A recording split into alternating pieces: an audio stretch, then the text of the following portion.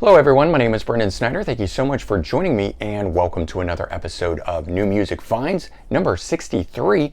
So this is where I like to collect together all the new music that I've purchased over the past week and present it to you. And I get it from different places like my local record stores and also online retail like Amazon, eBay, and more. And for this past week, I've got 7 new music finds to go through with you, which breaks down as 4 new releases and 3 used CDs. And we'll dive into that in just a bit, but before we do, if you're new to my channel and you haven't already hit the subscribe button, please click the button. Also leave a comment, hit like, all those things help support my channel. I would greatly appreciate it. And of course, as an added bonus, by subscribing, you'll be able to stay up to date on all that's going on in the world of music, just like this, with New Music Finds, episode number 63. All right, and so kicking things off, we always start with brand new releases, but we're actually going to back up a week here and to April 22nd, which was a release that I didn't get on that particular date. It took it a little longer to get to me, and we are talking about Udo, My Way. Actually, Udo Dirk Schneider, because this one here is his first real solo album. Put out a live album under the name Dirk Schneider. We've got, his band Udo. Of course, we've got Accept. We've got all these other different things, but this one here being Udo Dirk Schneider. So it's interesting because he has done this to celebrate his 70th birthday, and the album itself is all cover songs. And so this one's got songs from Alex Harvey. It's got The Crazy World of Arthur Brown, Uriah Heep.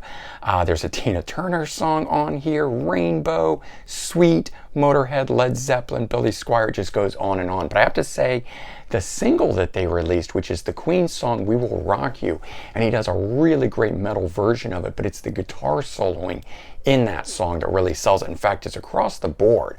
The guitar soloing on all of these things, when his guitar player gets into that and begins shredding, and it's, the classic song that you know, but this guitar soloing that's in here really ramps it up and makes this album really good. I highly recommend it, even though it is a covers album.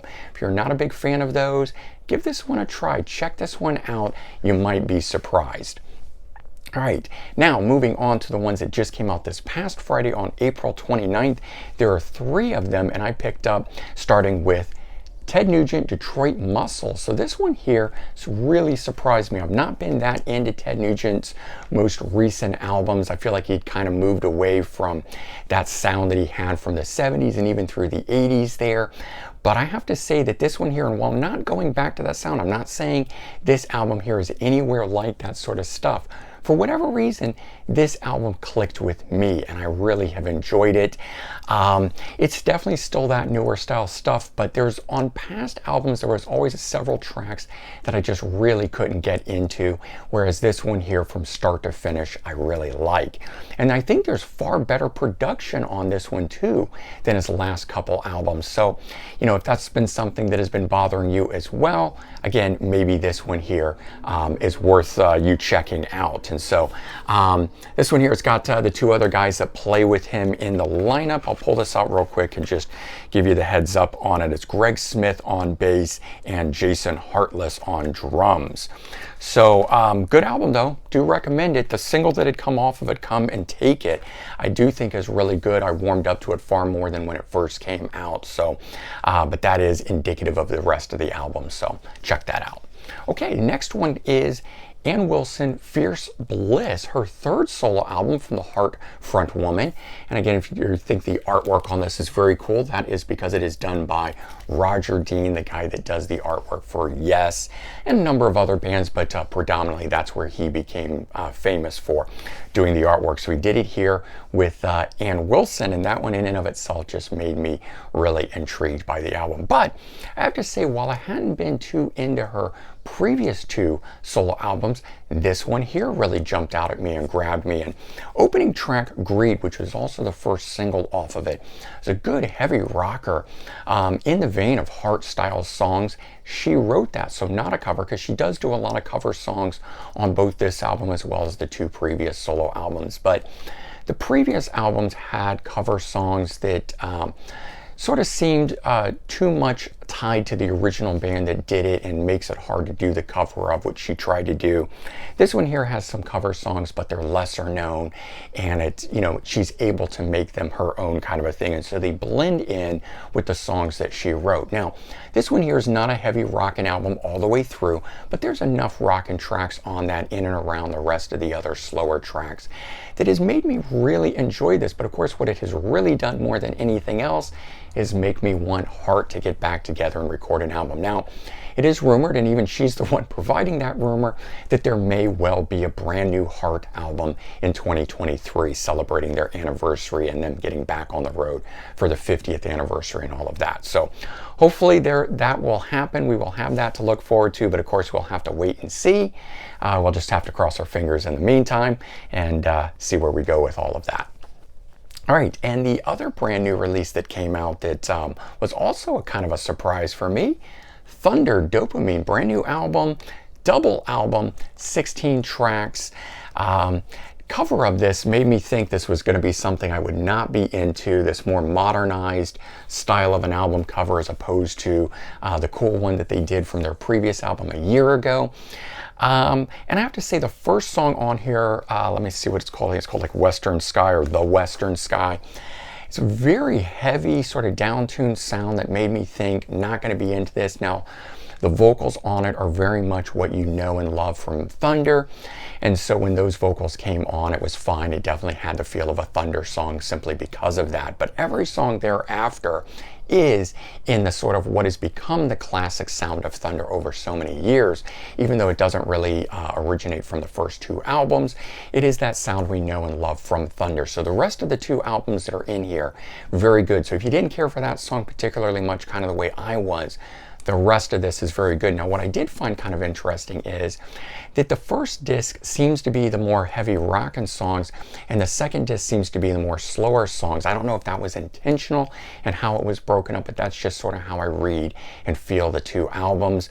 That maybe that is why this is considered a double album, because it is only 16 tracks. It's 8 songs and 8 songs, and all of it could have fit on one disc, or very closely could have fit on one disc, kind of a thing. So again, I talked about this before in New Music Now, where I think they're doing this more in tandem to tie in with vinyl record releases, because those typically have a cutoff of 45 minutes on it. So breaking this into a double album in terms of the CD makes the vinyl match up with it, and I do get that. So I have noticed that albums as a whole have been getting shorter and shorter, getting back to the 40-45 minute mark and no longer. It's rare that you're getting 60-minute albums and stuff like that, because if bands want to put out vinyl albums, then it becomes a double vinyl and it's a little different and everything of that nature. So just interesting that things are reverting back to the way that they were in the 70s and the 80s.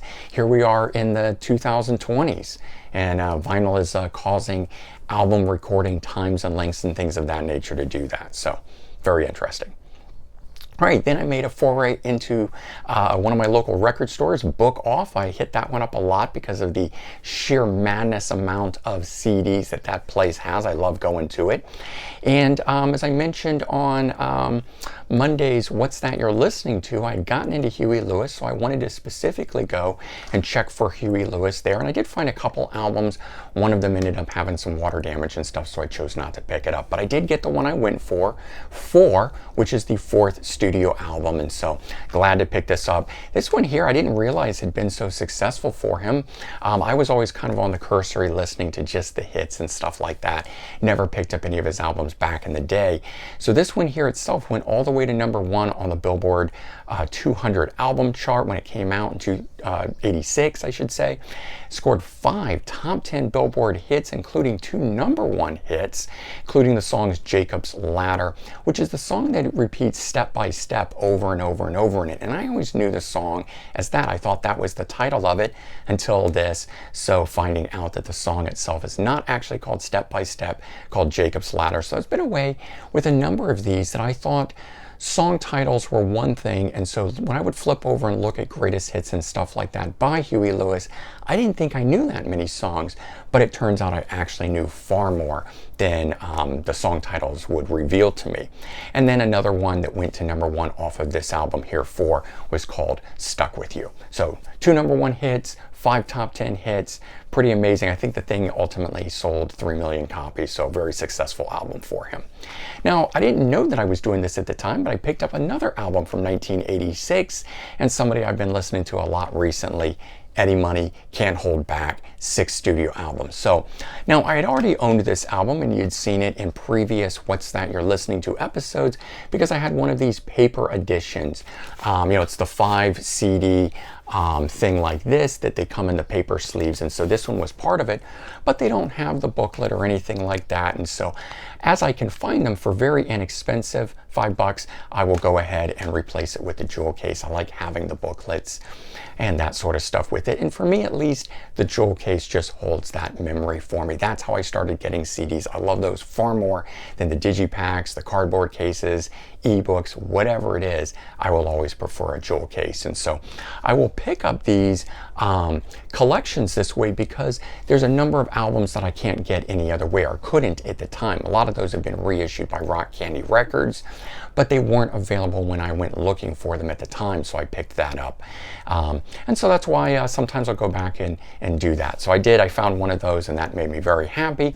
And another one, I've been picking up a lot of compilations and specifically looking for the ones that had new songs on them at the time. So not just a collection of stuff I've already got, but a collection that included new material. And I found another one that I had forgotten about.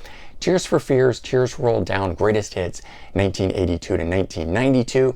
And so this is a 12-track compilation that featured one new song, Laid So Low, Tears Roll Down. So this was the first time it had appeared on anything. It did appear on a later compilation, Shout, the Greatest Hits, but this one here was where it came from. So I chose to pick this up because that other compilation, Shout, was also there, but I've got what I feel is sort of a definitive Greatest Hits that had come out a couple of years back that had another brand new song on it.